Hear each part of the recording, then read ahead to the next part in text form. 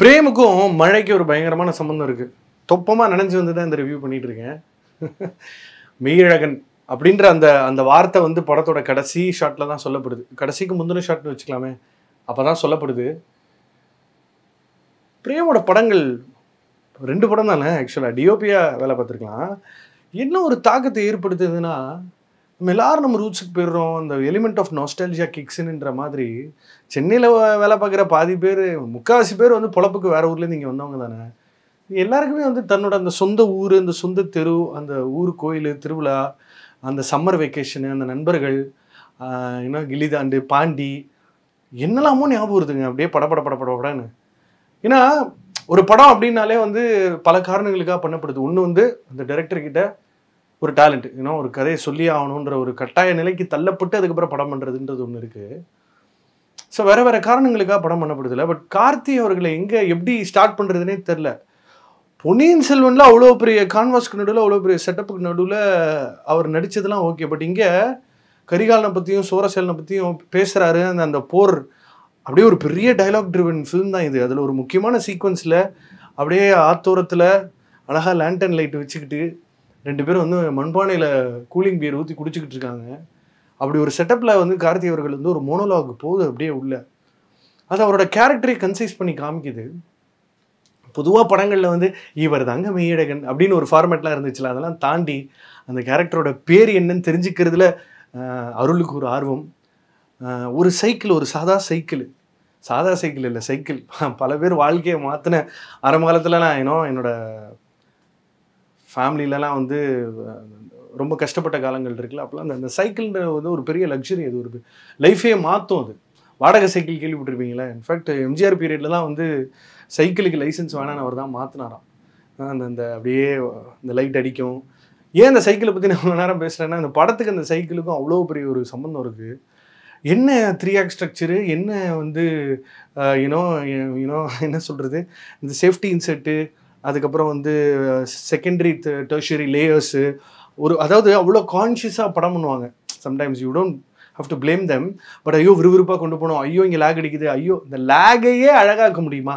இந்த லேகுன்ற வார்த்தை எங்கே ஆடியன்ஸ் எங்கே வந்து ரெஸ்ட்லெஸ்ஸாக மாறுறானோ probably that could be lag. But இங்கே படமே லேக் தான். ஆனால் அந்த லேக் தான் படம். அதில் ஒரு பியூட்டி இருக்குது பாருங்கள். அதாவது இதையும் சொல்லலாம், ஐயோ ரொம்ப நேரம் பேசுகிறாங்களே, ஐயோ ரொம்ப இழுத்தடிக்கிறாங்களே. கல்யாண வீடியோ மாதிரி நான் நிறைய நேரத்தில் இந்த உதாரணத்தை சொல்லியிருக்கேன். அங்கே ஒரு படம் போய்கிட்டு இருக்கோம், நம்ம பார்த்து ஃபோனை நோண்டுவோம், அப்படி பேசுவோம் இப்படி பேசுவோம். இங்கே அப்படியே அவ்வளோ இம்மர்சிவாக இருக்குது இந்த படம். அப்படியே நம்மளை பிடிச்சி இழுத்து உள்ளே உட்கார வச்சு இதை பார்த்துரு, இதை விட்னஸ் பண்ணிடு. இது ஒரு ஐயோ அந்த கேரக்டர்ஸ் படத்துக்குள்ளே வர விதம், கதை சொல்கிற விதம் ஒன்று இருக்கணும். ஒரு ஊருக்காரனை போய் ரொம்ப நாள் கழித்து போய் பார்க்கும்பொழுது அவனோட கேரக்டர் ஸ்கீமே எப்படி இருக்குன்னா, மெய் அழகனுங்க அவன். ஐயோ அழகோட உச்சம் அவன். அந்த கேரக்டர் அவ்வளோ அழகாக டிசைன் பண்ணப்பட்டிருக்கு. ராஜ்கிரண் வந்து இன்னும் அவர் ஒரு நிஜமாவே அழுது ஃபீல் பண்ணி ஒரு விஷயம் சொன்னால் அது எந்தளவுக்கு ஒரு தாக்கத்தை ஏற்படுத்தும். ஜெயபிரகாஷ் அவர் ஒரு சீனில் டியர் அவுட் ஆகிறாரு. இது அழுகாட்சி படம்ன்றதுக்காக நான் இந்த அழுகிற சீன்ஸ் எல்லாம் நான் உதாரணமாக சொல்லலை. இட்ஸ் ஃபன் ஒன் அது ஒரு அவ்வளோ கன்வின்சிங்காக புல் ஆஃப் பண்ணணும். கோவிந்த் வசந்தாக்கும் பிரேமுக்கும் ஒரு இன்னைக்கோ போட்டு முடிச்சுங்க அது. நீங்கள் வந்து இந்த டிஓபியோட ஒர்க்கும் யூ அவைலபிள் லைட்டுன்னா அந்த ஊர் நிஜமாவே ராத்திரியில் எப்படி இருக்கும், அந்த சிட்டி பஸ்ஸில் போகிற ஷார்ட்ஸ், இவங்க 2 பேரோட டாக்கி இவ்வளோ அழகாக ஒரு இந்த ஃபில்ம் ப்ரீத் ஆகுது. அவ்வளோ பியூட்டிஃபுல்லாக இட் ப்ரீத்ஸ்.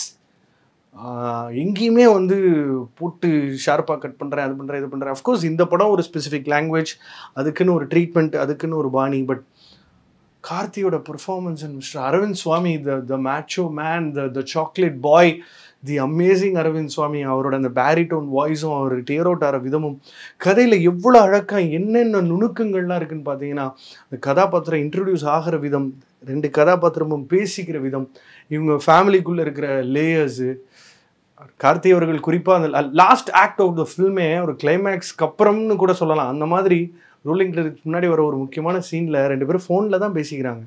அது அவ்வளோ பியூட்டிஃபுல்லாக லேண்ட் ஆகுது. Of course 96 is a love story, you had somebody like Trisha. ஆனால் அது வந்து அது ஒரு டார்க் சாக்லேட் அந்த படமே. அது மாதிரி இந்த நாஸ்டால்ஜியா ஒரு பக்கம் வச்சுக்கிட்டு, எமோஷன்ஸ் ஒரு பக்கம் வச்சுக்கிட்டு, the way Prem manages to pull off a ஃபில்ம்னு ஒன்று இருக்குல்ல. பேக்ரவுண்டில் எங்கேயோ ஒரு ஆர்டிஸ்ட், இப்போ அவங்க ஃபோக்கஸில் கூட இல்லை, அவங்க வந்து கார்த்தி அவர்கள் நடுராத்திரி சரக்கப்பட்டு வீட்டுக்கு வரும்போது கேட்குறாங்க, என்னையா வீட்டில் பிள்ளைதாச்சி வச்சுக்கிட்டு வெளியே தனியாக போய்கிட்டு இருக்கேன்னு. அது வரைக்கும் எல்லாருமே பெர்ஃபார்ம் பண்ணுறாங்க, எல்லாருமே they cater to the film, எல்லாமே ஃபால்ஸ் அண்ட் பிளேஸ் அப்படின்ற மாதிரி இருக்குது. எனக்கு first half was relatively quite fast, அது போன மாதிரியே தெரில. அதுக்கப்புறம் அப்படியே டக்கு டக்கு டக்குன்னு. ஸோ அதனால் இந்த மெய்யழகனுக்கும் அருளுக்குமான இருக்கிற அந்த ஒரு ரிலேஷன்ஷிப் தெரிஞ்சோ தெரியாமலோ நம்ம வாழ்க்கையில் நம்ம பண்ணுற ஏதோ ஒரு சின்ன உதவி இன்னொருத்தனோட வாழ்க்கையவே மாற்றுதுன்றது வந்து எவ்வளோ பியூட்டிஃபுல்லான ஒரு ஒரு லைஃப் கம்ஸ் ஃபுல் சர்க்கிள் மாதிரியான அது ஒரு ரொம்ப அது ஒரு போயம் மாதிரி இருக்குது இந்த படம். வால் போஸ்டர்ஸ்லேருந்தே இந்த டைட்டில்லேருந்தே. பட் என்னென்னா நம்ம பாராட்டக்கூடிய விஷயம் என்னன்னா, ஒரு டயர் 1 ஆக்ஷன் ஹீரோ 100 கோடி சம்பாதிச்சு கொடுக்கக்கூடிய படங்கள் பண்ணுற கார்த்தி அவர்கள் வந்து மெய்யழகன் ஒரு படத்தில் நடிக்கணும்னு சூஸ் பண்ணுறாருல. இந்த ஒட்டுமொத்த படத்துலையுமே இந்த காலமாடு எபிசோடு ஒன்று தனியாக வருது, டிஸ்கனெக்டடாக வருது, ஆனால் அது அவ்வளோ எமோஷன் ஆட் பண்ணுது. ஏன் ஒரு பாம்புக்கு கூட இந்த படத்தில் ஒரு ப்ரெசன்ஸ் இருக்குது. அதாவது குட்டியாக ஒரு இன்ஃபேக்ட் சந்திரமுகியை கலாய்ப்பாங்களா, அந்த பாம்பு மாதிரின்னு யாராவது சின்னதாக ஒரு ரோல் பண்ணால் அந்த பாம்பு மாதிரி சந்திரமுகி பாம்புன்னு சொல்லுவாங்க. இங்கே பாம்புக்கு கூட இந்த கதையில் ஒரு ப்ரெசன்ஸ்.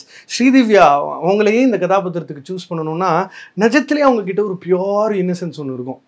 ஸோ அவ்வளோ அழகாக பியூட்டிஃபுல்லாக ஸ்ட்ரக்சர் பண்ணி இவங்களோட சைல்டுஹுட்டையும் காமிச்சு.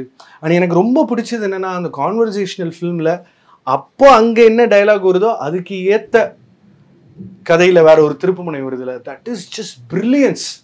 ஸோ நான் ரொம்ப டைம் எடுத்து ஸ்பேஸ்ட் அவுட்டாக இப்படி நான் ரிவ்யூ பண்ணதே கிடையாது.